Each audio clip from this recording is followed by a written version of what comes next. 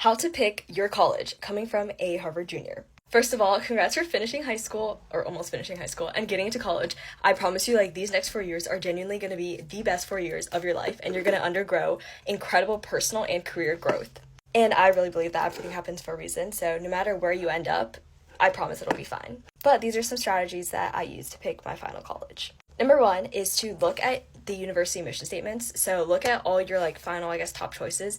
Read the actual mission statement put out by the college. This is more so, if you really care about your career and where you end up in the future. But for me, I really wanted to solidify my identity as a social impact leader. So for that reason, my top choices were Stanford, Harvard, and Wharton. So I read the mission statements of all the schools, and Harvard's was all about cultivating the next citizen leaders of tomorrow, and they really advocate for servant leadership.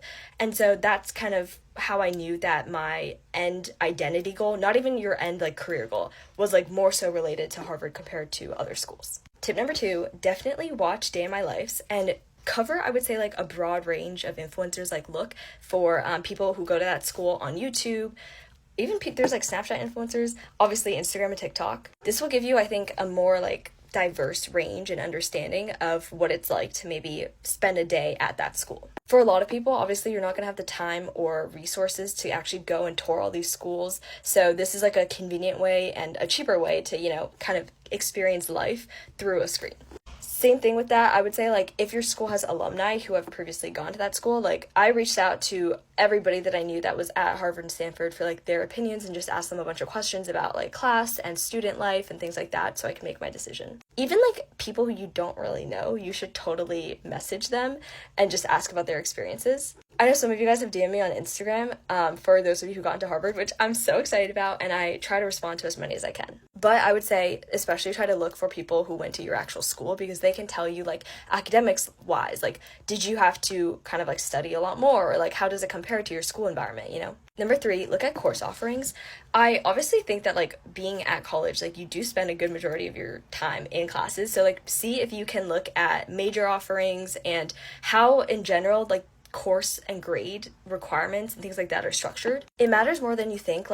Stanford's on a quarter system, and obviously Harvard, Wharton, whatever, most schools are on a semester system, and I didn't think about how much this would actually affect me. But I like the fact that I get more time in all my classes, and I'm just a slow learner, so that's why that's beneficial to me. Whereas if you're a fast learner, you want to experience more classes, more topics, maybe Stanford or a quarter system is a better fit. I also really like a normal, quote unquote, college calendar where I'm in alignment with all my friends in terms of when I'm back home, when I'm on break, whereas all my friends who are Stanford, U Chicago, I never get to see them because of the quarter system. It's also think about Harvard, for instance, you are required to declare your major sophomore year. So that gives you more time to explore freshman year. So if you're really uncertain, that could be a plus. There's also different schools have different requirements for if you want to do study abroad, certain credits are not going to roll over, or a lot of schools don't necessarily take AP exam credits.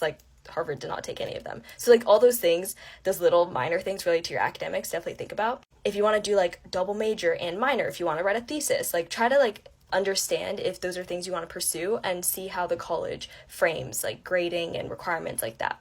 Different colleges also have obviously different grade deflation or grade inflation, or you can only pass fail one class, so consider all of that. Number four, campus location and just weather matters a lot more than you think as well. For me, weather influences my mood so much, and when it's gloomy and cold here in Boston, sometimes I'm I should have chosen Stanford. But at the same time, being on the West Coast, I do so much travel, and a lot of my travels tends to be to New York or DC, very East Coast based times, and it's a lot easier for me to work with brands because I'm on the East Coast time zone, and do pitch competitions and all these awards and whatever because I'm in the East Coast. So even little things nuances that I guess were factors that I didn't necessarily think about. I'm really glad that I ended up on the East Coast for that reason. Boston is also incredible in the sense that Harvard, you have your own little campus, so you get that community typical college movie experience, but then at the same time you have this giant city that really accommodates to